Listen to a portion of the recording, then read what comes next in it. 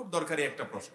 আমার বাবার টাকায় আমি প্রবাসে যাই, আমি দীর্ঘ 18 বছর প্রবাসে কাটাই, আমার 3 বোন এবং 2 ভাই, আমি পরিবারের বড় সন্তান, আমার উপার্জন অর্থের দ্বারা 3 বোনের লেখাপড়া করার এবং 1 ভাইয়ের লেখাপড়ার যাবতীয় খরচ বহন করি এবং সংসারের যাবতীয় খরচ বহন করি। এই 3 বোনের বিবাহের যাবতীয় খরচ আমি বহন করি। আমার উপার্জিত অর্থের দ্বারা সকল সম্পত্তি অর্জিত হয়। আমার অর্থের দ্বারা 50% জমি ক্রয় করা হয়। আমি বলেছিলাম ওই সম্পত্তি আমার এবং আমার বাবার নামে ক্রয় করার জন্য, কিন্তু আমার বাবা ওই সম্পত্তি আমার নামে না রেখে মার নামে এবং বাবার নামে ক্রয় করে, কিন্তু আমার দাবি ছিল আমার নামে এবং আমার বাবার নামে ক্রয় করার জন্য। কিন্তু ওই সম্পত্তি বাবা এবং মা আমাকে না দিয়ে 3 বোন এবং 1 ভাইকে দিয়েছে। এখন আমার করণীয় কি এবং আমার বাবা ও মার করণীয় কি? দেখেন, এই প্রশ্ন শত শত ফ্যামিলির, বিশেষ করে প্রবাসীদের প্রতি যে পরিমাণ জুলুম আমাদের দেশে করা হয়, শুধুমাত্র পরিবারের লোকরা জুলুম করে তা না, ওই এয়ারপোর্ট থেকে শুরু হয়। ঠিক না ঠিক? এয়ারপোর্ট থেকে শুরু হয়। মানে প্রবাসী আসছে, এর কাছ থেকে কে কিভাবে খাবলা মারে খাবে। ট্রলিওয়ালা ট্রলি আটকায় রাখবে, ভাই একটা রিয়াল দেন তারপর ট্রলি দিব। যে যেভাবে পারে সে সেভাবে, শেষ পর্যন্ত নিজের ঘরে এসে শান্তি পর্যন্ত পায় না। আমি প্রায় বলি, প্রবাসী বেচারাদের কোনো দেশ নাই। দেশের অর্থনীতির চাকা তারা ঘুরায়। দেশের উন্নতির মূল চাবিকাঠি এই প্রবাসীদের পাঠানো রেমিটেন্স, কিন্তু তাদের কোনো মূল্য না রাষ্ট্র দিতে পারে, না পরিবার দিতে পারে। সব জায়গায় তারা বঞ্চিত। মিডল ইস্টে যারা থাকেন তারা জানেন, তাদেরকে ওই দেশের মানুষেরা, মনে করেন সৌদি আরবে থাকেন, তো সৌদির নাগরিকেরা তাদেরকে বলে আজনবী। আজনবী সৌদি বা আরব কান্ট্রিগুলোতে ওখানকার স্থানীয় ভাষায় আমাদেরকে, অর্থাৎ বাহির থেকে যারা সেখানে কাজের জন্য গেছেন, শ্রমিক ভিসায় গেছেন, তাদেরকে কি বলে? আজনবী। মানে কি বুঝেন? আজনবী মানে হলো অপরিচিত, চিনি না কে। এটা হলো আজনবীর সোজা অর্থ। মানে চিনি না রে, লোকটা কে, মানে বাহিরের, সোজা কথা, বিদেশি। তাহলে সৌদিয়ানরা তাদেরকে দেশি স্বীকার করে না, বলে আজনবী। আজনবী মানে বিদেশি। আর দেশে আসার পরে রাস্তাঘাটে যাবেন, দোকানে যাবেন, পাঠে যাবেন, আপনজন দেখবেন, আত্মীয়স্বজন, পরিচিত অপরিচিত সবাই আপনারা বলবেন বিদেশি আসছে, বিদেশি। এই বেচারার দেশটা তাহলে কোথায়? সৌদি আরব যায়, তারা বলে আজনবী, ঠেলে দেয়, এটা আমাদের দেশের না। আবার দেশে আসলে দেশের লোকরা বলে কি? বলে বিদেশি আসছে। তাহলে এই প্রবাসী বেচারার দেশটা কোথায়? ভালো করে শুনে রাখেন। অনেক মা বাপ আছেন, হজ করছেন, ওমরা করছেন, কপালে সিল পড়ে গেছে। সন্তানের প্রতি অবিচারের কারণে আপনার জাহান্নামে যাওয়ার জন্য যথেষ্ট হবে, আর কিচ্ছু লাগবে না। আপনার জাহান্নামে যেতে আর কিচ্ছু লাগবে না, এই সন্তানের আহাজারি যথেষ্ট হবে। ভালো করে শুনে রাখেন, কোন সন্তান বাবা মার টাকা নিয়ে বিদেশ গেছে, জমি জমা বিক্রি করে বিদেশ গেছে, তার কর্তব্য হলো বাবা মার যে টাকা দিয়ে জমি জমা বিক্রি করে বিদেশ গেছে, যে টাকা খরচ করে বিদেশ গেছে, ইনকাম করার পর প্রথম সেটা পরিশোধ করে বাবা মার সম্পদ কিনে দেওয়া, যাতে সব ভাই বোন সমানভাবে পায়। এরপর সে যেহেতু আগে গেছে, অন্যরা যদি ছোটখাটো হয়, তাহলে সে যেহেতু উপার্জনক্ষম, তার কর্তব্য এদের ভরণ পোষণ, এদের খরচের জন্য ব্যবস্থা করা। যদি বাবার উপার্জন না থাকে, তখন সে অভিভাবক হিসাবে সে দেখভাল করবে, আল্লাহ তাকে সামর্থ্য দিছে, এবং তার নৈতিক দায়িত্ব থাকবে সাধ্য অনুযায়ী ভাই বোনকে হেল্প করা, এটা সে করবে। কিন্তু এর মানে এই না সে সারা জীবন যত উপার্জন করবে, জমি জমা করবে, ব্যাংক ব্যালেন্স করবে, সব বাপ নিজের নামে করবে, এবং অন্যান্য ছেলে মেয়ে যেগুলা রাস্তায় টোটো কোম্পানির ম্যানেজারি করে ঘুরে বেড়াইছে, ওইগুলারও ভাগ দিয়ে দিবে ওর কষ্টের টাকা। এটা কোনোদিন জায়েজ হবে? এই যে প্রশ্ন করেছেন, এই প্রশ্নকারী বেচারা আমার এসে জোর করে প্রশ্নটা দিছে, বলছে ভাই আমার বাপ আছে এখানে, আপনি উত্তরটা দিয়ে যাবেন। আজকে আসামি হাজির, আসামি হাজির আছে, উত্তরটা দিবেন হুজুর। আমি চিন্তা করছি একটা প্রশ্ন উত্তর যদি দিত এটাই দেব। এরকম আসামি আমাদের দেশে আছে না নাই? অনেক। বাবারা ভালো করে শুনে রাখেন, সন্তানের প্রতি জুলুম করলে আল্লাহ বিচার করবেন কি করবেন না? আপনি এটা মনে করিয়েন না যে আমারই তো ছেলে, তার প্রতি জুলুম করলে আবার কিসের বিচার। জি না, আল্লাহ তাআলা কোনো জুলুমের ছাড় দিবেন। অতএব আপনার সন্তান টাকা পয়সা দিয়ে আপনাকে জমি কিনতে বলছে, আপনি আপনার নিজের নামে কিনে এরপর অন্য ছেলে মেয়েদের ভাগ করে দিয়ে দিচ্ছেন, তাকে দিচ্ছেনই না, তার সম্পদ আমি এই ভাইকে বলবো, আপনি আইনি লড়াই করে যদি নেওয়ার সুযোগ থাকে, যদি আপনার আইনি লড়াই করে নেওয়ার সুযোগ প্রমাণ নাই, যদি আপনার সুযোগ থাকে আপনি আপনার হক আদায় করতে পারেন, কিন্তু বাবা মার সাথে বেয়াদবি করা যাবে না, অসম্মান করা যাবে না। আপনি আপনার অধিকার অন্যায়ভাবে বঞ্চিত হলে আপনি সেটা আদায় করতে পারেন। আর যদি আপনি ছাড় দেন, আল্লাহর জন্য মাফ করে দেন বাবা মা, আল্লাহ তাআলা আপনাকে তার জন্য আজর এবং বিনিময় দান করবেন। কিন্তু বাবা মার জন্য এটা অবশ্যই গুনাহের কথা যে সন্তানের সম্পদ কিভাবে আত্মসাৎ করবেন। যারা বিদেশে যায়, আমি বহু পরিবারে দেখেছি যে বেশিরভাগ বিদেশিদের ওই বেচারা প্রবাসে থেকে তার জীবনটা শেষ হয়ে যায়, বুড়া বয়সে আসে, তার আর কিছুই থাকে না, সব ভাগযোগ করে নিয়ে যায়। তারই টাকায় ভাই বোন পড়ালেখা করে বড় মানুষের পরে ভাইকে আর চিনেও না, আছে না নাই? আবার এর উল্টাটাও মাঝে মধ্যে দেখা যায় যে ভাই বিদেশ গেছে, সে আর দেশের লোকদের চিনেও না, ভাই বোনকে চিনেও না, দিনকাল ভালো হওয়ার পরে সে নিজের ইয়ানফসি করে। এরকম স্বার্থপর ভাইও আছে। তবে বেশিরভাগ যারা সংসারের ঘানি টানে এক সময়, বোঝা টানে এক সময়, তাদের কেউ কেয়ার করে না। সেই সব ভাইদেরকে আমি বলবো, কেউ কেয়ার না করুক, আল্লাহকে খুশি করবার জন্য করবেন, তাহলে আল্লাহ আপনাকে অবশ্যই কেয়ার করবেন, বিনিময় দিবেন। এরপরে প্রশ্ন, মনের মধ্যে আত্মমুগ্ধতা সৃষ্টি হলে তখন কি করণীয়? সুন্দর এবং চমৎকার একটা প্রশ্ন। আত্মমুগ্ধতা, যেটাকে বলা হয় উজুব, আত্ম অহংকার, এটা আমাদের একটা সুপ্ত অন্তরের রোগ। বেশিরভাগ মানুষ আমরা এই রোগ সম্পর্কে জানি না। আমার নিজেকে নিজে অনেক ভালো মনে হয়, ভেতরে ভেতরে ভাবসাব চলে আসে, ফুলে ফেপে নিজেকে অনেক বড় মনে হয়। এটাকে বলা হয় আত্মমুগ্ধতা, এটাকে বলা হয় আত্ম অহংকার। এটা কিন্তু গুনাহের কথা। ইমানদার সবসময় এভাবে চিন্তা করবে, আমার মধ্যে কোনো ভালো গুণ আছে, এটা আমার কাছে যদি মনে হয়, তো আমাকে চিন্তা করতে হবে এই গুণটা আমার চাইতে আরো ভালো কারোর মধ্যে থাকতে পারে কি পারে না।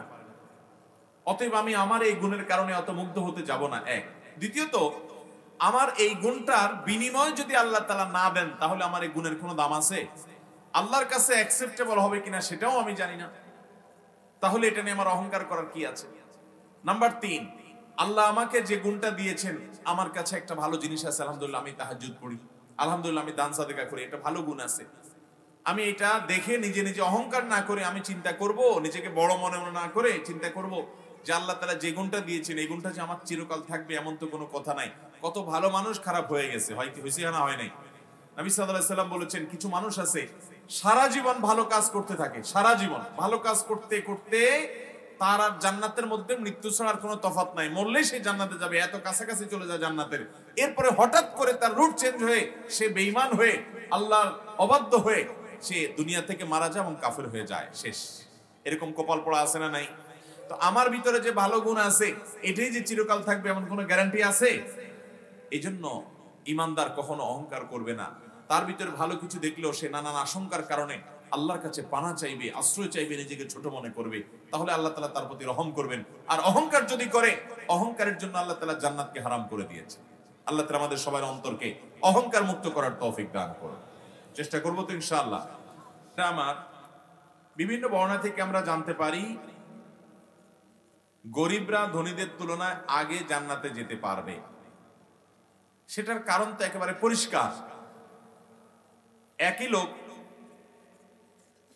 জান্নাতে যাবে গরিব, আবার অপর দিকে একজন ধনী, তিনিও জান্নাতে যাবেন, কিন্তু ধনী হওয়ার কারণে তার যেতে একটু সময় লাগবে। কেন? কারণ আল্লাহ তাআলা তাকে যে ধন দিয়েছেন, এটার হিসাব দেওয়া লাগবে না? এটার হিসাব দিতে তার যে সময়টা লাগবে, গরিবের হিসাব দিতে, হিসাব দেওয়ার যেহেতু ভেজাল নাই, এই জন্য ওই সময়টা তার লাগবে। এর মানে আবার কেউ এটা বুঝিয়েন না যে তাহলে গরিব হলে সব চোখ বন্ধ করে জান্নাত, আর ধনী হলে সব চোখ বন্ধ করে জাহান্নাম। ব্যাপারটা সেটা না। জান্নাতে যাওয়ার সাথে ধনী হওয়ার গরিব হওয়ার সম্পর্ক নাই। জান্নাতে যাওয়ার সাথে সম্পর্ক হলো ঈমান আর আমলের। কিসের সম্পর্ক? ঈমান আর আমলের। গোটা কোরআন খুলবেন, দেখবেন আল্লাহ তাআলা জান্নাত দিবেন, ওয়াদা করেছেন দুটি শর্তের বিনিময়।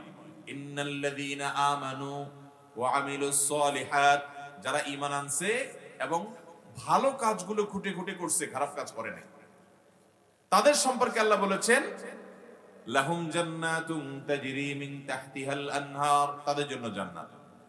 তাহলে ভাইরা আমার, জান্নাতে যাওয়ার সাথে ধনী হওয়ার গরিব হওয়ার সম্পর্ক নাই। জান্নাতে যাওয়ার সাথে সম্পর্ক কিসের? ঈমান এবং আমলের, নেক আমলের, ভালো কাজের। যারা খুঁটে খুঁটে শুধু ভালো কাজ করে, মন্দ কাজ থেকে বেঁচে থাকে, আর ঈমান আনে, কুফর শিরক থেকে, নেফাক থেকে বেঁচে থাকে, এই মানুষগুলো জান্নাতে যাবে। এখন সেটা যদি কোনো ধনী মানুষ সম্পদশালী হয়েছেন, পয়সাওয়ালা হয়েছেন, এর পাশাপাশি আবার তিনি ঈমানও এনেছেন, নেক আমলও করেছেন, তাহলে তিনিও জান্নাতে যাবেন। যেমন উসমানে গনি রাদিয়াল্লাহু তাআলা আনহু, আল্লাহ পয়সা কড়িও দিয়েছেন, ঈমানও দিয়েছেন, ঠিক না বেঠিক? সাহাবীদের মধ্যে বহু লোক এরকম পয়সাও ছিল আবার ঈমানও। অতএব সম্পদশালীদের মধ্যে যাদের মধ্যে ঈমান এবং নেক আমল দুইটাই থাকবে, সোনায় সোহাগা, তারাও জান্নাতে যাবে ইনশাআল্লাহ। আর গরিব মানুষ হয়ে যদি কেউ ঈমান না আনে, নেক আমল না আনে, নেক আমল না করে, ভালো কাজ না করে, নামাজ না পড়ে, কিন্তু মানুষটা গরিব, সে জান্নাতে যাবে? জান্নাতে যেতে হলে ঈমান আর নেক আমল লাগবে, ধনী হোক আর গরিব হোক। হাদিসের বক্তব্য হলো গরিব জান্নাতি আর ধনী জান্নাতি, এই দুইজনের মধ্যে গরিব আগে যাবে, ধনী পরে যাবে, কারণ ধনীর হিসাব দিয়ে তারপরে যেতে হবে। এখন আপনি বলতে পারেন তাহলে তো গরিব হওয়াটা ভালো, ধনী হওয়াটা খারাপ। না, এরকম সহজ হিসাব করা যাবে না। একজন লোক তার হিসাব দিতে একটু সময় লাগবে, কিন্তু তাকে আল্লাহ তাআলা অনেক ধন দিয়েছেন, সে ধন দিয়ে অনেক দান সাদকা করেছে, অনেক মানুষ উপকার করেছে, সাদকা জারিয়া করেছে, ওইগুলো সব সে পাবে না? গরিব তো আবার সেটা পাবে না, ঠিক না বেঠিক? অতএব এই হাদিস থেকে কেউ যেন এটা না বুঝেন যে ইসলাম বলছে সবাইকে গরিব হয়ে যেতে, ইসলাম ধনী হইতে বলে না, নিরুৎসাহিত করেছে না, সেটা না। মুসলমান ধনী হইলে আলহামদুলিল্লাহ, সে ওইটা দিয়ে ভালো কাজ করবে টাকা পয়সা দিয়া, কিন্তু ধনী না হইলে এত অস্থিরতার কিচ্ছু নাই। কারণ মুসলমান জানে দুনিয়ার এই কাগজপত্র, টাকা পয়সা, জমি জমা, এগুলো সবগুলো সীমিত সময়ের জন্য। আমি প্রায় বলি যে ভাইরা, আমরা বেশিরভাগ মানুষ পয়সা কড়ি করতে করতে 40 বছর বয়স হয়ে যায়। ব্যবসা বাণিজ্য করে, বিদেশ বিরাজ্য ঘুরে, আস্তে আস্তে টাকা পয়সা হয়ে মোটামুটি যখন পয়সাওয়ালা হয়ে যায়, হইতে হইতে মিনিমাম 40 বছর বা এর চাইতে আরো বেশিও লেগে যায়, ঠিক না বেঠিক? বাঁচি কয় বছর? 60 থেকে 70। তাহলে আপনি কোটি কোটি টাকার মালিক হলেন, কিন্তু কত বছরের জন্য মালিক হলেন? 20-30 বছরের জন্য। এভাবে তো আমরা চিন্তা করে দেখি না। আমরা মনে করি এই জমি আমার, ওই মার্কেট আমার। আরে ভাই, এগুলো 20-30 বছরের জন্য আপনার। এরপরে এগুলা অন্যরা ভাগযোগ করে নিয়ে যাবে, আপনার ছেলে মেয়ের কাছে থাকবে না, অন্যরা নিয়ে যাবে, সেটাও আপনি জানেন, কিন্তু আপনার কাছে অন্তত থাকবে। বিধায় ইমানদার যদি গরিব হন, তিনি মন খারাপ করবেন না, কারণ দুনিয়া এটা আমার থাকার জায়গাই না, আমার দরকার আখিরাতের সম্পদ গড়ে তোলা। তো যাই হোক, হাদিসে যে বলা হয়েছে ধনীরা একটু পরে যাবে, এর মানে এটা না যে ধনীরা খারাপ। এর মানে হলো ধনীরা হিসাব দিয়ে দেরি হবে তাদের জান্নাতে যেতে, কিন্তু তারা যদি হিসাব দিয়ে দেখা যায় ধনের সম্পদের যাকাত তারা দিয়েছে, ও প্রচুর পরিমাণে দান সাদকা করেছে, সাদকা জারিয়া করেছে, তাহলে ইনশাআল্লাহ এগুলোর বিনিময়ে তারা পাবে। অনেক গরিবকে তারা পিছনে ফেলে অনেক উঁচু মাপের জান্নাতি হতে পারবেন। এটা আমলের সাথে নির্ভরশীল, কর্মের সাথে নির্ভরশীল। আল্লাহ তাআলা আমাদের সবাইকে নেক আমল করে দুনিয়া থেকে যাওয়ার তৌফিক দান করুন। এরপরে প্রশ্ন, আল খাবিসাতু লিল খাবিসিন ওয়াল খাবিসুনা লিল খাবিসাত। এই আয়াতে আল্লাহ তাআলা বলেছেন যে পুত পবিত্র থাকবে, যে পুত পবিত্র থাকবে আল্লাহ তাআলা তার সহধর্মিণীকে পুত পবিত্র রাখবেন। কিন্তু কতক সময়ের বিপরীত হয়, যেমন আমার বন্ধুর ক্ষেত্রে হয়েছে। তাই এখন এই আয়াতের ব্যাখ্যা কি হবে? এই আয়াতের ব্যাখ্যা এটা চূড়ান্ত না তো ভাই, আপনাকে কে বলেছে এটা চূড়ান্ত? এই আয়াত পড়ে অনেকে ভুল বুঝে, অনেকে মনে করে আয়াতে আল্লাহ বলেছেন যে খবিস মহিলারা খবিস পুরুষদের জন্য, আর ভালো মহিলারা ভালো পুরুষদের জন্য। এই জন্য কোনো পুরুষ যদি নিজে খারাপ হয়, সে জানে তার চরিত্র ঠিকঠাক না, বহুত আকাম কুকাম করছে জীবনে, তো সে একটা পবিত্র পরিচ্ছন্ন ভালো মেয়ে তার কপালে আসলো, বিয়ে করছে, সে মিলাইতে পারে না, না এই মেয়ে ভালো হইতে পারে না, আমি তো 2 নম্বর মানুষ, অতএব আমার তো কপালে 2 নম্বরটা পড়ার কথা। সে নিজের বউয়ের প্রতি খারাপ ধারণা করে। এই আয়াত ভুল বুঝার কারণে, এটা আয়াতের মর্ম এভাবে নয়। এই আয়াতের একটা ব্যাখ্যা হলো, একটা প্রসিদ্ধ ব্যাখ্যা হলো, মন্দ কথা সেই সকল লোকদের জন্য যারা মন্দ, তারা মন্দর উপযুক্ত। এর মানে গালিগালাজ করা না, মানে সে মন্দ হলে তার প্রাপ্য মন্দ হয়, আর যদি সে ভালো হয় তার প্রাপ্য ভালো হয়। এখানে কথাকে বোঝানো হয়েছে, এটা একটা ব্যাখ্যা। আরেকটা ব্যাখ্যা হলো, যারা ভালো পুরুষ তাদের ভালো নারী পাওয়া তাদের অধিকার, যারা খারাপ পুরুষ তাদের খারাপ নারী পাওয়া তাদের অধিকার। এর মানে এইটা না যে যত মানুষ ভালো হয় তাদের স্ত্রীরা সব ভালো হয়, যত মানুষ খারাপ হয় তাদের স্ত্রীরা সব খারাপ হয়। আল্লাহ এখানে কোনো সংবাদ দেন নাই, এটা জাস্ট তার উপযুক্ততা বলছেন যে তুমি খারাপ, তো তোমার খারাপই পাওয়ার হক এবং ওইটাই তোমার পাওয়া উচিত। তুমি ভালো, তাহলে তোমার ভালো পাওয়া উচিত, এটা তোমার প্রাপ্য। যার খারাপ পাওয়া উচিত আল্লাহ দয়া করে তাকে ভালো দিতে পারেন কি পারেন না? ফেরাউনের মতো খারাপ মানুষকে আল্লাহ তাআলা ভালো স্ত্রী দিবেন না, দেন নাই। আবার আল্লাহ নবী লূত আলাইহিস সালাম এবং নূহ আলাইহিস সালাম, আল্লাহর দুজন নবী নেককার বান্দা, তাদের দুজনকে দুজন স্ত্রী দিয়েছেন যে স্ত্রীরা তাদের প্রতি ঈমান আনেন নাই। তাহলে অমুসলিম, আল্লাহর প্রতি ঈমান নাই, সেই কুফরি করা মানুষগুলোকে নবীর ঘরে আল্লাহ স্ত্রী হিসেবে দিয়েছেন। তাহলে ভালো মানুষে আল্লাহ তাআলা খারাপ মানুষ দিবেন না, দেন নাই। তাহলে এভাবে এই আয়াতের আলোকে এই সহজ সমীকরণ করা যাবে না। আর এই আয়াতের ব্যাখ্যা মোটেও সঠিক না যে ভালো হবে তার সহধর্মিণী ভালো হবে, যে খারাপ হবে তার সহধর্মিণী খারাপ হবে না। মানে এটা আল্লাহ রাব্বুল আলামিন, যদি আপনি এই ব্যাখ্যা নেন, কারণ এটা অনেক মুফাসসিরদের ব্যাখ্যা, তাহলে সেক্ষেত্রে এর অর্থ দাঁড়াবে যে ভালো তার প্রাপ্য ভালো, যে মন্দ তার প্রাপ্য মন্দ। কিন্তু এর মানে এই না যে সে মন্দই পাবে, আল্লাহ তাআলা দয়া করে তাকে ভালো দিতে পারেন। আবার একজন ভালো মানুষকে মন্দ মানুষ দিয়ে আল্লাহ পরীক্ষা করতে পারেন। আল্লাহ তাআলার কাজ হিকমত এবং রহস্য থেকে খালি না, বিধায় এর সম্পর্কে আমরা ভুল না বুঝি। মনের মধ্যে কুফরি ভাব আসলে তখন করণীয় কি? অনেক যুবক ভাইয়েরাই প্রশ্ন করেন যে মনের মধ্যে আল্লাহ সম্পর্কে বাজে চিন্তা আসে, খারাপ চিন্তা আসে, নোংরা চিন্তা আসে, কুফরি চিন্তা আসে। মনের মধ্যে যদি বাজে চিন্তা আসে তাহলে সেক্ষেত্রে সর্বপ্রথম কাজ হলো খুশি হওয়া। চিন্তা আসছে কুফরির, আপনি হবেন খুশি। ব্যাপার কি? খুশি হবেন এই জন্য যে আপনার ঘরের সম্পদ আছে, এটা বোঝা গেছে, আপনার মধ্যে ঈমান আছে, এটা বোঝা গেছে, যার কারণে শয়তান আপনার মনের ভিতরে বাজে চিন্তা ঢুকাচ্ছে। যে বেঈমান, যে অমুসলমান, ওর জিজ্ঞেস করে দেখেন ওর মনে বাজে চিন্তা ঢুকে না, কারণ ওর ভিতরে ঈমানই নেই। শয়তান যে ঈমানদার, তার মনের ভিতরে কুফরি, আল্লাহ সম্পর্কে বাজে চিন্তা, খোঁচাখুচি এগুলা করে। এগুলা করার উদ্দেশ্য হলো আপনার ঈমানকে দুর্বল করতে চায়। নবী করিম সাল্লাল্লাহু আলাইহি ওয়াসাল্লামের কাছে ঠিক এই প্রশ্ন নিয়ে একজন সাহাবী আসছেন, ইয়া রাসূলুল্লাহ, আল্লাহ সম্পর্কে আমার মনে বাজে চিন্তা আসে। তখন নবী করিম সাল্লাল্লাহু আলাইহি ওয়াসাল্লাম বলেছেন, দাকা নাফসুল ঈমান। আরে আল্লাহ সম্পর্কে বাজে চিন্তা আসছে আর তুমি সেজন্য অস্থির হয়ে গেছো, এটাই তো প্রমাণ করতেছে তোমার ভিতরে আল্লাহর প্রতি ঈমান আছে। অতএব আল্লাহর শুকর আদায় করবেন, তখন দেখবেন ইবলিস দৌড়ের উপরে থাকবে। এক। দ্বিতীয় করণীয় হলো, এ জাতীয় ওয়াসওয়াসাগুলো বাম দিক থেকে ইবলিস দেয়। প্রতীকী থুতু ফেলবেন বাম দিকে, প্রতীকী থুতু মানে থুতু ফেলবেন, কিন্তু থুতু থেকে মুখ থেকে থুতু বের করা জরুরি না, সুই রাগা পরিমাণ বের হতেও পারে। বাম দিকে প্রতীকী থুতু ফেলবেন এবং পড়বেন আমানতু বিল্লাহি ওয়া রাসূলি, অথবা আমানতু বিল্লাহি ওয়াল ইয়াউমিল আখির, আমি আল্লাহ এবং আখিরাতের প্রতি বিশ্বাস করি, এই দোয়া পড়বেন এবং আল্লাহর কাছে পানা চাইবেন, আল্লাহুম্মা জাআল ওয়াসাওয়িসা কলবি খাশিয়াতাক, আল্লাহ আমার মনের ভিতরে যত বাজা জল্পনা কল্পনা আসে, ওয়াসওয়াসা আসে, আপনার ভয় দিয়ে সেগুলোকে রূপান্তর করে দেন, পরিবর্তন করে দেন, এই দোয়া পড়বেন। এরপরে প্রশ্ন হলো, বাবা যদি মোহর আদায় না করে তাহলে ছেলেরা কি বাবার পক্ষ থেকে মোহর আদায় করতে পারবে?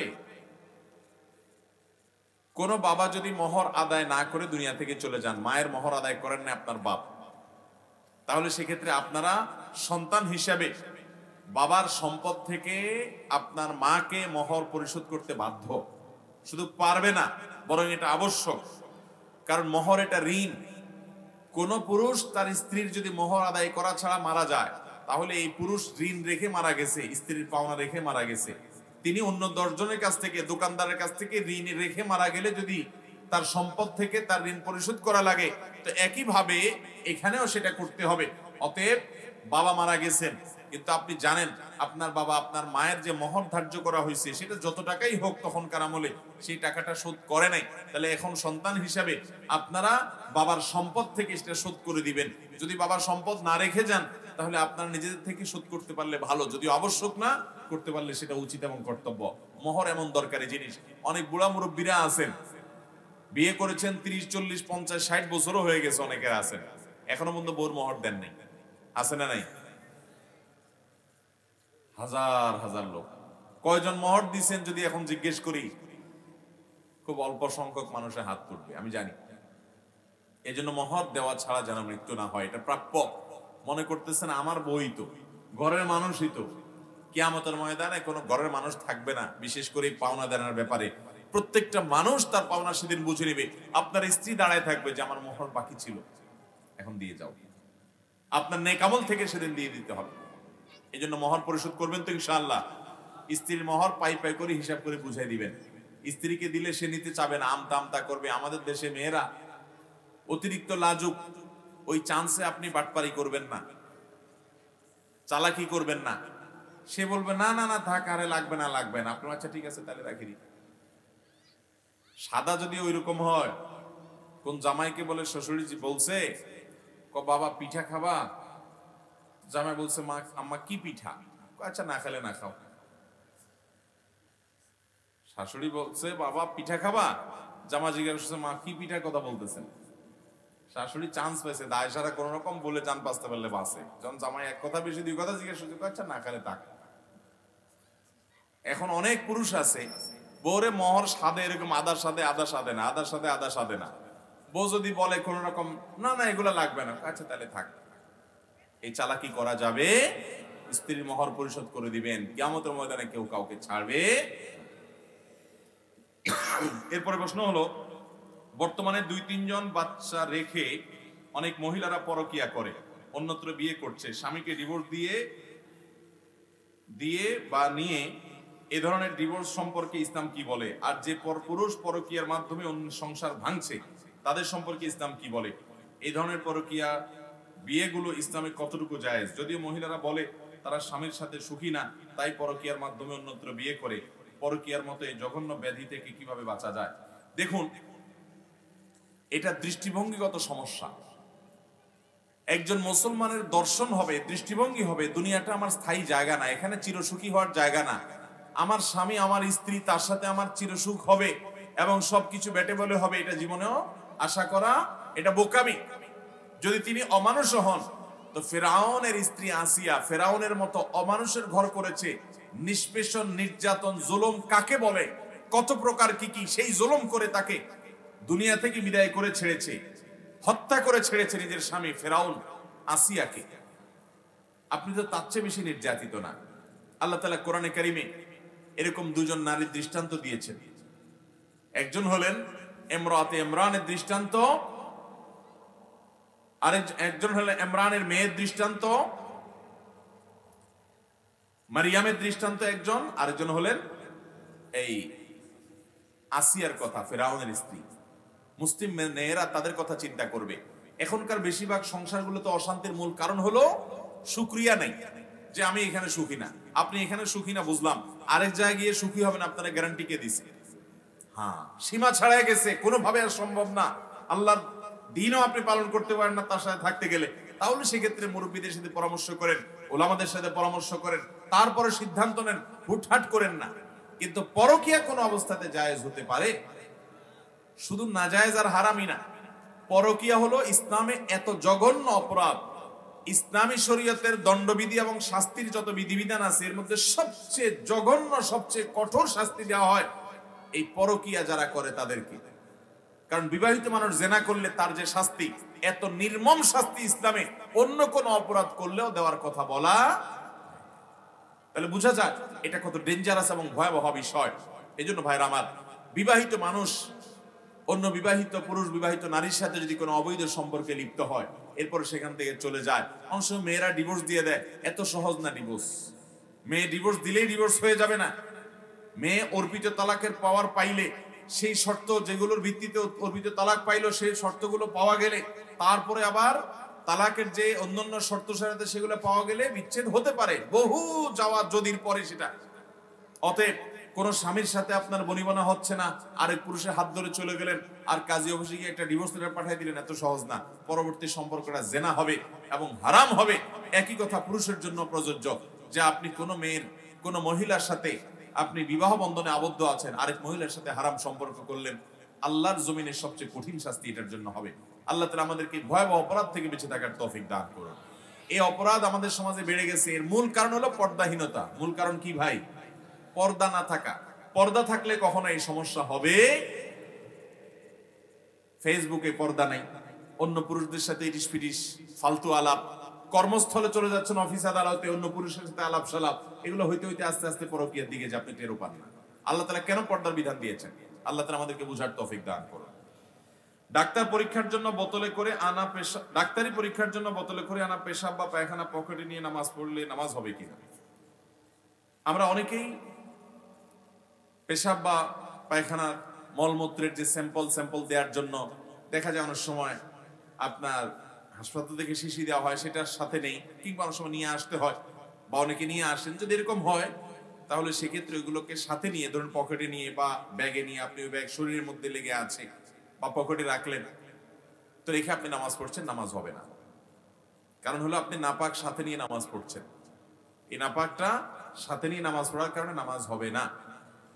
যদি আপনি ওই অবস্থায় নামাজ পড়তে হয় তাহলে এটা পকেট থেকে দূরে কোথাও রেখে তারপর নামাজ পড়তে হবে, তাহলে নামাজ হয়ে যাবে। কথা কি বুঝাতে পারছি? আপনি এটাকে সাথে রাখলে নামাজ হবে না। তবে কিছু কিছু রোগী আছেন, আল্লাহ মাফ করুক, কত রোগ যে দুনিয়াতে আছে, যাদের পেশাবের একটা পলিথিন, একটা ব্যাগ দিয়ে দেওয়া হয়, ডাক্তার আপনার তাদের চিকিৎসার অংশ হিসাবে পেশাবের ব্যাগটা ঝুলায় দেন, বাহিরে থাকে।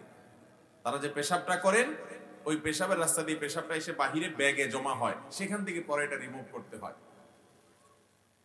তারা কাপড় দিয়ে ঢেকে রাখেন। এরকম রোগী আমি দেখেছি। এবার কেয়ারে একবার, না জানো ইউনাইটেড হসপিটালে একবার এক রোগী এরকম অবস্থায় ব্যাগ নিয়ে আসে, আমাকে জিজ্ঞেস করলেন যে আমার কি হবে। তো এরকম যদি কারোর ব্যাগ বাহিরে থাকে এবং তার পেশাবটা তার ওই নল দিয়ে পেশাবের রাস্তা থেকে এসে ওই ব্যাগে এসে জমা হয়, তিনি নর্মাল পেশাব করতে পারেন না অন্য 10 জনের মতো, এরকম যদি হয় তার কথা ভিন্ন। তিনি ওই অবস্থায় ওই ব্যাগ সাথে নিয়ে নামাজ পড়তে পারবেন, কারণ তিনি মাযুর এবং নিরুপায়। তো মাযুর এবং নিরুপায় হিসাবে তার জন্য সেটা জায়েজ আছে। কিন্তু আপনি বোতলে স্যাম্পল রেখে সেটা পকেটে রেখে নামাজ পড়লে নামাজ হবে। মোবাইল ইমার্জেন্সি ব্যালেন্স নেওয়া কি জায়েজ আছে? ইমার্জেন্সি ব্যালেন্স নিয়ে মারা গেলে পরকালে জবাবদিহি করতে হবে কিনা? ইমার্জেন্সি ব্যালেন্স নেওয়া জায়েজ আছে। অনেকে এটা নিয়ে একটা বিভ্রান্তিতে আছেন যে মোবাইলে বিভিন্ন কোম্পানি অফার করে, আপনার মোবাইলের টাকা শেষ তার ইমার্জেন্সি ব্যালেন্স নেন। ইমার্জেন্সি ব্যালেন্স নিলে সেই ইমার্জেন্সি ব্যালেন্সের টাকা যখন আপনি নতুন রিচার্জ করেন, কোম্পানি একটু বেশি টাকা কাটে, ঠিক না বেঠিক? এই যে আপনি নিলেন 10 টাকা ইমার্জেন্সি ব্যালেন্স, কোম্পানি কাটলো 12 টাকা, 2 টাকা বেশি কাটলো, এটা সুদ হবে কিনা? উত্তর হলো না, এটা সুদ হবে না, এটা জায়েজ আছে। সুদের যে সংজ্ঞা সেটা এখানে খাটে না।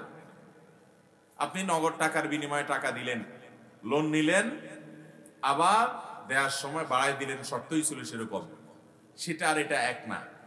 এই ব্যালেন্সটা ওই নগদ টাকার মতো না, যার কারণে এটা সুদ হিসাবে গণ্য হবে না। এই জন্য ইমার্জেন্সি ব্যালেন্স নেওয়া জায়েজ আছে। এর জন্য অতিরিক্ত কোম্পানি যে টাকা কাটে সেটার কারণে সুদ হবে না, গুনাহ হবে না। কোন কোন কোম্পানি তো এটা প্রসেসিং ফি হিসাবে কাটে, আর যদি অন্য কোনো কথা বলেও কাটে, এটা জায়েজ হবে। এখন কথা হলো ইমার্জেন্সি ব্যালেন্স নিয়ে মারা গেলেন, তাহলে কি হবে? এটা তো ঠিক যে কোম্পানির ইমার্জেন্সি ব্যালেন্স নিয়েছেন, আপনি পরিশোধ করা ছাড়া দুনিয়া থেকে চলে গেছেন, তাহলে আপনি ঋণী থেকে গেলেন কোম্পানির কাছে, অবশ্যই ঋণী থেকে গেলেন। তো এটার জন্য সাধারণত ইমার্জেন্সি ব্যালেন্স নিলে দেরি না করে তাড়াতাড়ি রিচার্জ করে এটা পরিশোধ করার ব্যবস্থা করা দরকার। অনেকে তো আছে ইমার্জেন্সি ব্যালেন্স এরপর ওই সিমে ব্যবহার করেন। কারণ আমরা মনে করি মানুষকে ঠকাইতে পারলে বোধহয় নিজেদের জিতে যাই। মনে রাখবেন, পৃথিবীতে কেউ কাউকে ঠগায়া নিজে কখনো জিততে পারে না। যে ঠগায় সে নিজেই হারে। যাকে ঠগায় তার আসলে সাময়িক ক্ষতি হয়, তাকে কোনোদিন আসলে ঠকায়া এই লোক ক্ষতিগ্রস্ত করতে পারে না। এই জন্য ভাইরা, আমরা তো মুসলমান নামে, টুপিতে, দাঁড়িয়ে, লেবাসে, পোশাকে, নামাজে, কালামে, আচার আচরণে, লেনদেনে কতটা মুসলমান, এটা আমাদের লেনদেন টিপ দিলে বোঝা যায়, ঠিক না ঠিক? মুসলমান হবে সে, নবী সাল্লাল্লাহু আলাইহি ওয়াসাল্লাম বলেছেন, আহসানুকুম আহসানুকুম কাদাআ, তোমাদের সবচেয়ে ভালো মানুষ সে যে লেনদেনে সবচেয়ে ভালো মানুষ। অনেক লোক দেখবেন নামাজ কালাম পড়ে, দাড়িও আছে, টুপিও আছে, মসজিদে যায়, সবই ঠিক আছে। উনি দোকানে, বাজারে যে দোকান থেকে বাকি খাইছেন, যে দোকান থেকে বাকি খাইছেন, পরবর্তী সদাই আর ওই দোকান থেকে করে না, এমনকি ওই দোকানের সামনে দিয়ে আর হাঁটেও না, অন্য দোকান থেকে যায় নগদ খায়। আছে না নাই? এই লোক কখনো ভালো মুসলমান হতে পারে? নামাজ এতগুলা পড়লেন, তাসবিহ এতগুলা জপলেন, কোরআন তেলাওয়াত কতগুলা করলেন, জিকির আজকার কতগুলা করলেন, এর নাম ভালো মুসলমান না? আপনি ফরজ আমলগুলা করেন, নফল করতে পারলে ভালো, না করতে পারলে অসুবিধা নাই, লেনদেনটা ঠিকঠাক রাখেন, কারোর হক মারবেন না, 2 নম্বরই করবেন না, চিটারি বাটপারি করবেন না। এই হলো এ ক্লাসের মুসলমান। আল্লাহ তাআলা আমাদেরকে এ ক্লাসের মুসলমান হওয়ার তৌফিক দান করুন। অতএব মোবাইল ইমার্জেন্সি ব্যালেন্স দিছেন, দেরি করবেন না, দ্রুততার সাথে রিচার্জ করে ফেলেন যাতে এটা পরিশোধ হয়ে যায়। আর সন্তান সন্ততিদেরকে বলে রাখবেন, সাধারণত বলা লাগে না, বেশিরভাগ ফ্যামিলিতে বাবা মারা গেলে, মা মারা গেলে, কেউ মারা গেলে তার সিমটাতে অন্য কেউ ব্যবহার করে, তখন রিচার্জ করলে এটা তো পরিশোধ হয়েই যাবে।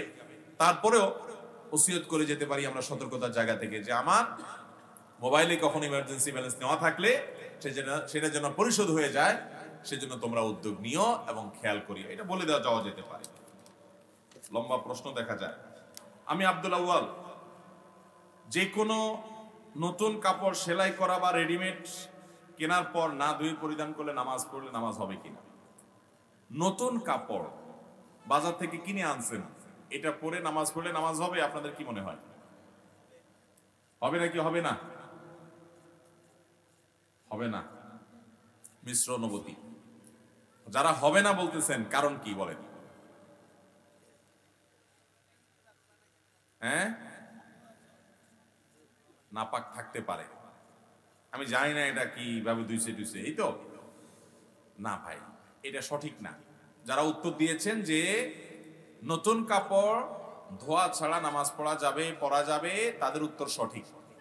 হ্যাঁ, স্বাস্থ্যগত কারণ বিবেচনা করে আপনি ধুইলেন, সেটা ভিন্ন কথা, যে মার খসখসে অথবা জীবাণু থাকতে পারে ইত্যাদি ইত্যাদি, সেটা ভিন্ন বিষয়। বাট পবিত্র অপবিত্রতা যদি প্রশ্ন তোলেন, তাহলে আমি বলবো একটা কাপড় বাজার থেকে কিনে আনছেন কিংবা সেলাই করে আনছেন, দর্জির দোকান থেকে বা রেডিমেড কিনে আনছেন, এই কাপড় পরে আপনি ডাইরেক্ট নামাজ পড়তে পারবেন। এটা ধোয়া কোনো জরুরি না, বিশেষ করে যদি এটাতে কোনো নাপাক দেখা না যায়। কারণ কোনো নাপাকের আলামত যদি না থাকে, গন্ধ নাই, নাপাক দেখা যায় না, তাহলে এটা পাক।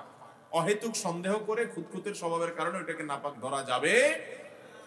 আপনি যদি দেখেন যে হ্যাঁ নাপাক লেগে আছে, তাহলে যে জায়গা নাপাক লেগে আছে সেই জায়গা ধোবেন, ভিন্ন কথা।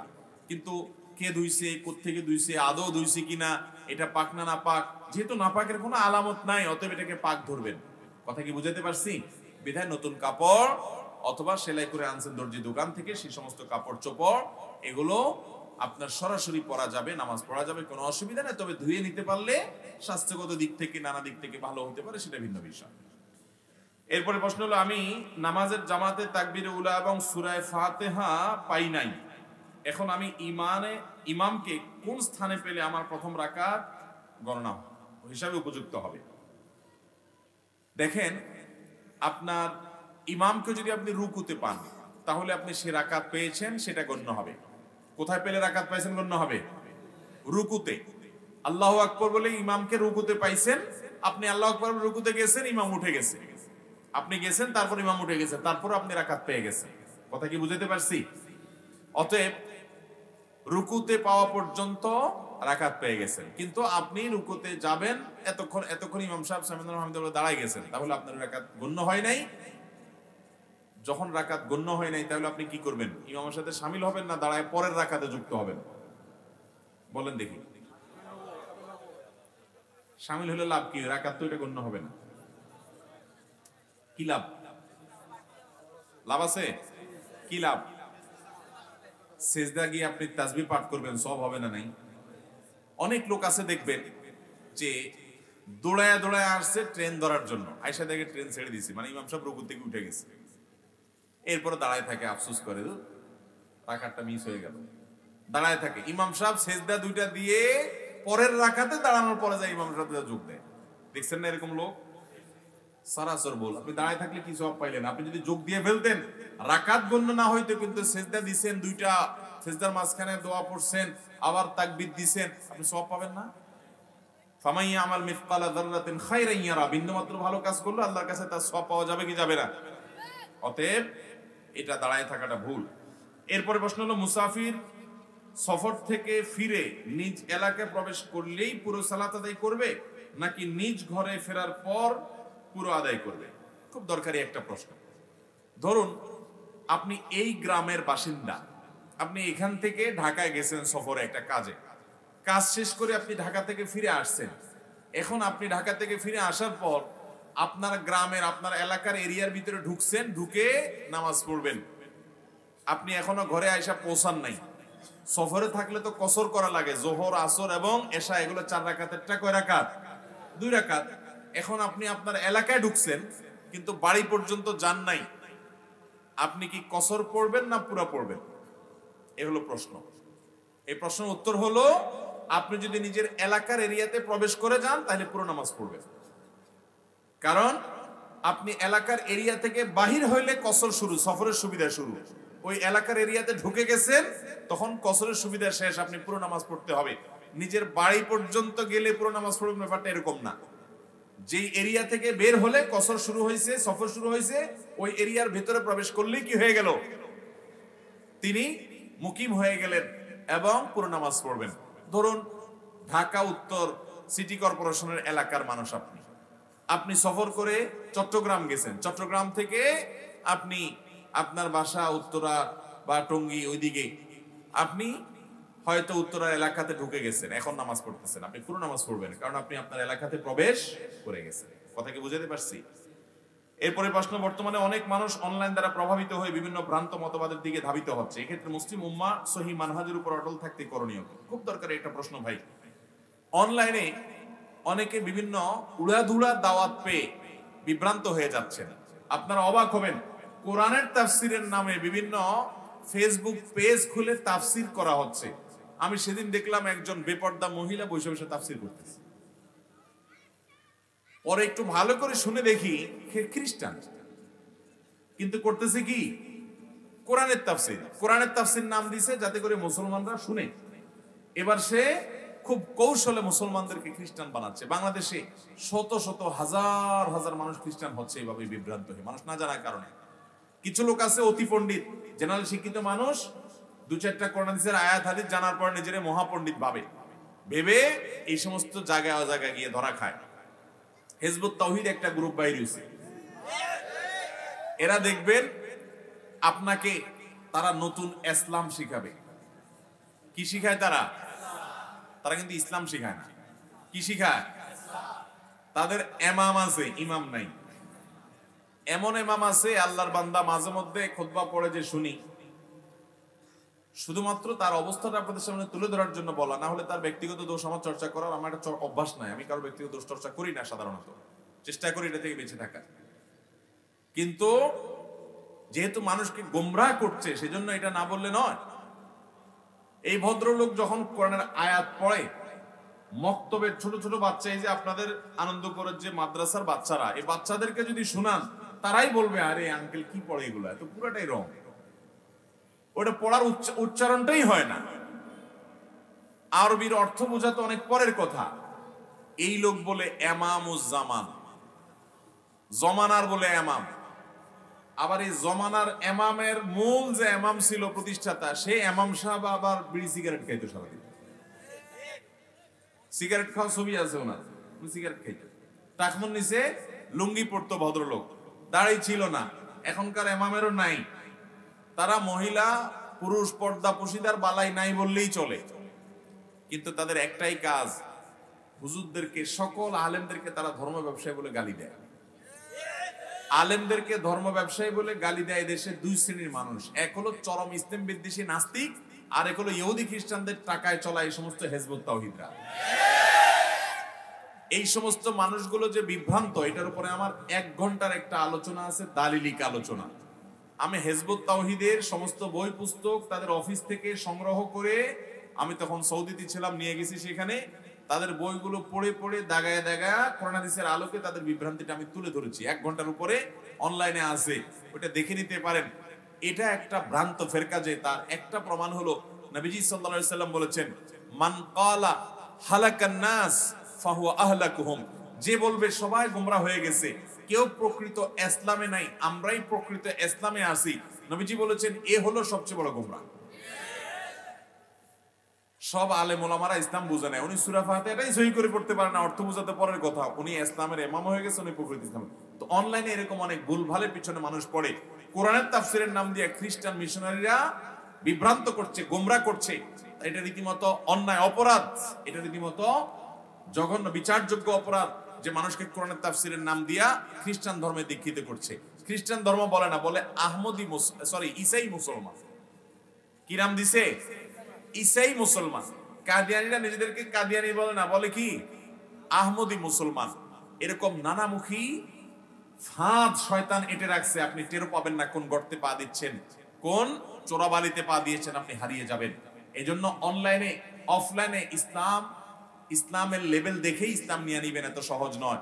আপনাকে কয়েকটা কাজ করতে হবে। নাম্বার 1, সব সময় লক্ষ্য রাখবেন যে সম্পূর্ণ কোরআন এবং হাদিস এই দুই গণ্ডির মধ্যে সীমাবদ্ধ থেকে আপনাকে আহ্বান করা হচ্ছে কিনা এটা দেখবেন। 1, কোরআন সুন্নাহ হলো আপনার মানদণ্ড, মাপকাঠিটা মাথায় রাখবেন।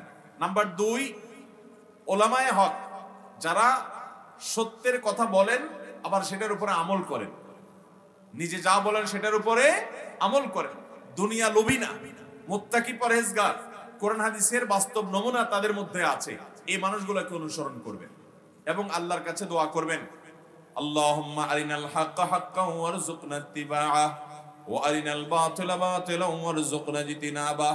ভাইরা আমার, এমন একটা সময় চলছে, ফিতনা এমন ভাবে জাল বিছিয়ে আছে ফিতনার, যে আপনি কোথায় পা দিবেন সেসব আপনি টের পাবেন না। এই জন্য আল্লাহর কাছে পানা চাইবেন, দোয়া করবেন, আল্লাহ কোথায় হক আমি জানি না, কোথায় হক আমি জানি না, যেটা হক আপনি আমাকে সেদিকে চালান, যেটা বাতিল সেখান থেকে বাঁচান। এই জন্য সূরা ফাতিহার আল্লাহ তাআলা এই দোয়া ঠিক করে দিয়েছেন, প্রত্যেক রাকাতে দোয়া আবশ্যক করে দিয়েছেন, ইহদিনাস সিরাতাল, আল্লাহ সিরাতে মুস্তাকিমে যেন আমি চলি, আপনি পথ দেখায় দেন, কারণ অনেক ফিতনার পথ। আল্লাহর কাছে পানা চাইবেন, ইনশাআল্লাহ আল্লাহ তাআলা হেফাজত রাখবেন। হিংসা দূর করার জন্য করণীয় কি? কারণ মনের ভিতরে যদি হিংসা থাকে, অন্যের ভালো দেখলে জ্বালা পোড়া করে, এর নাম হিংসা। আছে না নাই এরূপ? আপনি কারোর কম্পিটিটর, কারোর সাথে আপনার প্রতিযোগিতা আছে, তার ভালো দেখলে আপনার অন্তরে জ্বালা পোড়া করে, অস্থিরতা করে, আছে না নাই এই রোগটা? যদি এই রোগ থাকে, কয়েকটা ঔষধ আছে। এটা ঔষধ নাম্বার 1, যারটা দেখলে অস্থির লাগে, মনে করেন ওনার ভালো দেখলে আমার ভালো লাগে না, আমি একটা দোকানদার, উনি একটা দোকানদার, পাশাপাশি আছি আমরা, ওনার দোকানে কাস্টমার ঢুকলে আমার ভিতরে একটা মোচড় দিয়ে উঠে, আর এটা কি হইল, এই কাস্টমারটা আমার দোকানও না ঢুকতো, দুঃখ ছিল না, কিন্তু এই দোকানে ঢুকলো কেন? জলে কি জলে না? এর নাম হিংসা। এর নাম কি? আল্লাহ তাআলা তাকে দিচ্ছে, তাকে দিছে, এটা নিয়ে আমার হিংসা করা উচিত না। আমার নসিবে থাকলে আমার কাছে আসবে, না থাকলে নাই, কিন্তু তাকে দিছে, এটার জন্য আমার কোনো দুঃখ থাকতে। এখন কথা হলো, যদি এরকম রোগ থাকে কারোর মধ্যে, তাহলে ট্রিটমেন্ট কিভাবে করবেন? ট্রিটমেন্টের 1 নম্বরের পলিসি হলো, যদি আপনার মনের ভিতরে এরকম অস্থিরতা হয় যে তার ভালো দেখলে আপনার ভালো লাগে না, তখন আল্লাহর কাছে মনে চাবে না, তবু জোর করে দোয়া করবেন, আল্লাহ ওনার দোকানে আরো কিছু কাস্টমার পাঠায় দেন। বুঝেন নাই কথা? দোয়া করবেন উল্টা, আপনার কিন্তু দোয়া করতে মনে চাবে না, কারণ আপনার তো কষ্ট হচ্ছে তার ভালো দেখে, তাই না? দোয়া করবেন, আল্লাহ ওনার দোকানে 2-3টা কাস্টমার ঢুকছে, আল্লাহ আরো 5টা কাস্টমার দিয়ে দেন। আল্লাহ মনে চাবে না, তো জোর করে দোয়া করবেন। এভাবে যদি করেন, তখন দেখবেন নফস আস্তে করে দমে যাবে। কথা বুঝাতে পারছি? নাম্বার 2, দ্বিতীয় হিংসা দূর করার জন্য ঔষধ হলো, এই কথার চিন্তা করবেন যে তাকে আল্লাহ তাআলা দিয়েছেন, কাস্টমার পাঠাইছে কে? তো আমি যদি এটার ব্যাপারে হিংসা করি, তাহলে আমি আল্লাহর ফয়সালার ব্যাপারে প্রশ্ন তুললাম, ঠিক না ঠিক? তাহলে আল্লাহর সাথে পাল্লা দেওয়া হবে, কত ডেঞ্জারাস বিষয়। এটা আমার আমলকে ধ্বংস করবে। একটা হাদিস, যেটা সনদি মুহাদ্দিস অনেকে আপত্তি তুলেছেন, কিন্তু হাদিসের মূল বক্তব্য বিভিন্নভাবে প্রমাণিত, যে হাসাদ বা হিংসা মানুষের আমলকে নষ্ট করে দেয়। আপনি কষ্ট করে আমল করবেন, আরেকজনের ভালো দেখে হিংসা করবেন, এটা নষ্ট হয়ে যাবে। এটা থেকে বাঁচার চেষ্টা করতে হবে কি হবে না? আল্লাহ আমাদের তৌফিক দান করুন। গালের উপরে যে দাড়ি উঠে, সেগুলোর কিছু অংশ চেঁচে ফেলা যাবে কিনা? একেবারে গালের উপরের দিকে, অনেক সময় যে চোয়ালের একেবারে নাকের কাছাকাছি, চোখের একেবারে কাছাকাছি পর্যন্ত দাড়ি থাকে, এই দাড়িগুলো চাষা যাবে। এই দাড়িগুলো চাষা, দাড়ির সংজ্ঞার মধ্যে এগুলো মূলত পড়ে না। এই যে হাড্ডি, এই হাড্ডি যেটা কানের 2 কান থেকে নিয়ে এই যে চোয়ালের হাড্ডি, হাড্ডির উপরে যেগুলো থাকে এগুলো সবগুলো দাড়ি, এটার উপরে সাইডে এগুলো সব দাড়ি। কিন্তু একেবারে গালের উপরে চলে আসে, যেটা হারাজ পর্যায়ে হয়ে যায়। আল্লাহ বলেছেন, ওমা জাআলা আলাইকুম ফিদ-দীনি মিন, তোমাদের জন্য হারাজ হয়, সমস্যা হয়, এরকম কিছু ইসলামে আল্লাহ তাআলা রাখেন নাই। তাছাড়া এই যে চোয়ালের হাড্ডির উপরে নিচে এগুলো হলো দাড়ি, কিন্তু আপনার একেবারে উপরে চলে আসছে, গাল পুরো ঢেকে গেছে, এগুলো চাষা যাবে, কারণ এগুলো বিশুদ্ধ মত অনুযায়ী দাড়ির সংজ্ঞায় পড়ে না। এরপর প্রশ্ন হলো, ইদানিং ফেসবুকে কিছু ভিডিও ভাইরাল হয়েছে যে কিছু মানুষ বরফের গুঁড়া দিয়ে ওযু করতেছে এবং একসাথে অনেকগুলো বরফ দিয়ে কুলি করতেছে, এটি কি ওযু হবে? বরফ দিয়ে যদি অজু করে কেউ, বিশেষ করে এখন প্রশ্নটা প্রাসঙ্গিক, কারণ পৃথিবীর বিভিন্ন দেশে এখন বরফে ঢেকে গেছে। পৃথিবী আস্তে আস্তে অস্বাভাবিক হয়ে যাচ্ছে জলবায়ু পরিবর্তনের কারণে, নানা কারণে। আমেরিকাতে অনেক অঞ্চল আছে যে পরিপূর্ণ বরফের নিচে ঢেকে আছে এবং স্বাভাবিক জীবনযাত্রা ব্যাহত হচ্ছে, মানুষ মারা যাচ্ছে, হিটার অকেজো হয়ে যাচ্ছে, নানান দিক থেকে আপনার মানুষ অসুবিধায় পড়ছে। এই অবস্থা ইমানদার তো নামাজ পড়তে হবে, পানিগুলো বরফ হয়ে যাচ্ছে, পানি থাকছে না। তো এখন বরফ দিয়ে যদি অজু করতে হয় তাহলে অজু জায়েজ হবে কিনা? এর উত্তর হলো, বরফ যদি গলে পানি হয় তাহলে ওটা দিয়ে যে অজু করা যাবে, এটা নিয়ে কারো কোনো মত পার্থক্য, ওটা যাবে সবার মধ্যে। আর যদি বরফ পানি হয়ে না যায়, বরং সেটা চাকা থাকে বা কুচি কুচি থাকে, তাহলে এটা দিয়ে উজু করা যাবে, যদি এটা দিয়ে উজু করার পর পানি পানি ফোঁটা পড়ে, অর্থাৎ এটা এমন গলে গেছে, আপনার এমন কুচি হয়ে গেছে যে সেখান থেকে পানির ফোঁটা বের হয়, তাহলে সেক্ষেত্রে সেটা দিয়ে উজু করলে উজু হবে। পানির ফোঁটা যদি বের হয় তাহলে সেক্ষেত্রে, একদম শক্ত বরফ দিয়ে উজু করছেন, কোনো পানির ফোঁটা মোটা কিছু নাই, তাহলে এটাতে উজু হবে না। এরপরে প্রশ্ন হলো, কোরআন সুন্নাহ অনুযায়ী মেয়েদের শরীরের কতটুকু অংশ ঢেকে রাখা ফরজ? আল্লাহ রাব্বুল আলামিন মেয়েদেরকে বলেছেন, ওয়ালা ইউবদিনা যিনাতাহুন্না ইল্লা মা যাহারা মিনহা, মেয়েরা তাদের পুরো শরীরের সকল সৌন্দর্য ঢেকে রাখবে। অতএব সৌন্দর্য বলতে যা, সেটা তারা ঢেকে রাখবে। দুই হাতের কবজি, দুই পায়ের পাতা এটা খোলা রাখতে পারে, কিন্তু এখানে আংটি পরে, এখানে অলংকার পরে, এটাও সৌন্দর্য প্রকাশিত হয়, সেজন্য এটাও ঢেকে রাখাটা পর্দার দাবি, বিশেষ করে ফিতনার এই সময়। চেহারা, মুখমণ্ডল সে কাপড় দিয়ে টেনে চলার মতো করে খোলা রাখতে পারে নিচের থেকে, কিন্তু প্রদর্শন করবে না, কারণ এখানে সাজগোজ করা হয়। আল্লাহ তাআলা সৌন্দর্য ঢাকতে বলেছেন, সৌন্দর্য প্রকাশ হয়ে যায়।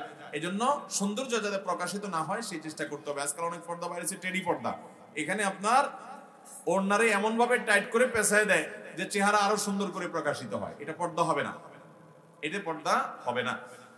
আমি কলকাতা থেকে বলছি, আমার প্রশ্ন হলো, শরীরের কোথাও ক্ষত হলে সেই জায়গায় জল না দিয়ে গোসল করলে কি ফরজ গোসল হয়ে যাবে? দেখুন, শরীরের কোনো জায়গা যদি ক্ষত হয়, কাটা গেছে, ভেঙে গেছে, ফোঁড়া উঠছে, তাহলে ওই জায়গা ভিজাইলে ক্ষতি হবে।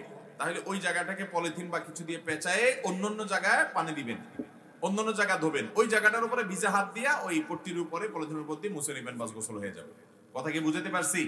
আপনার হাত ভেঙে গেছে, এটা ভিজানো যাবে না, তাহলে পুরো শরীরে পানি ঢালবেন, কিন্তু এটার উপরে প্লাস্টারের উপর দিয়ে ভিজা হাতটা মুছে নেবেন, বাস গোসল হয়ে যাবে। একই কথা ওযুর জন্য প্রযোজ্য, একইভাবে ওযু একইভাবে করবেন। তাহাজ্জুদ নামাজের সময় কখন থেকে কখন, আর তাহাজ্জুদ নামাজের নিয়ম কেমন, একটু বিস্তারিত জানান। বিস্তারিত বলার সময় নাই, শুধু সংক্ষেপে এটুকু বলি, তাহাজ্জুদ এশার নামাজের পর থেকে পড়া যায়।